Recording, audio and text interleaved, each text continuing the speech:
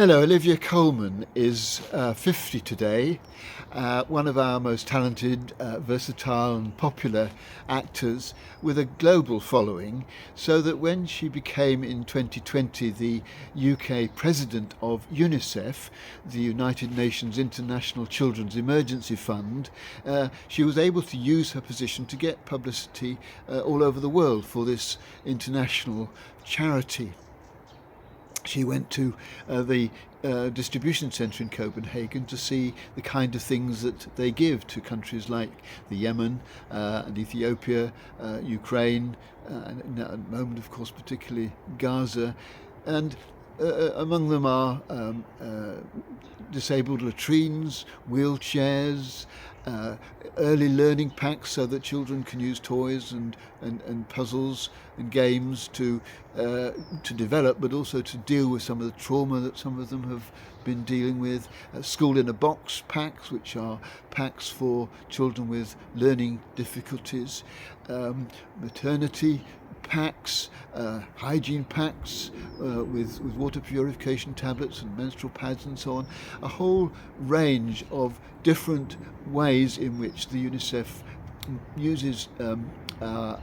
contributions from governments and from ordinary people to relieve the plight of children in need throughout the world. Olivia Colman's able to use her position to support that charity. Most of us don't have that high profile, but we can support charities with our time, and it's interesting to see that 16 million in the UK give at least 1 hour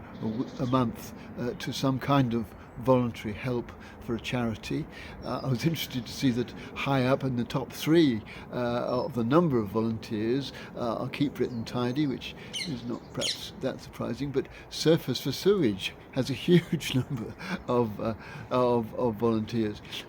and each of us has our own particular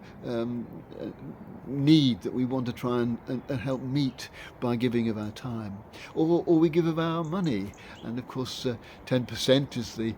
biblical idea, and we can work out the 10% whether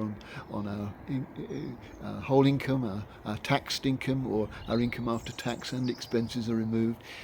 or we can just give at random as we feel moved. But the money that we give is always well spent. The myth that a lot of it goes on administration, I think, is dispelled by government figures, because they've investigated the tax returns, and they say that 86% of, and as an average, of the money given goes directly to the cause that was advertised, and only 14% to admin, which I think is not bad, particularly as an average. And so I think we can safely give our money to charities, and it's worth spending a little while, I think, just working out who we want to give to, why we want to give it, because in other words, what it says about what we think is important, and how much to give, both of our time and our money. We can't do the public thing that Olivia Colman does, and I'm grateful to her for doing it, but we can play a smaller part ourselves.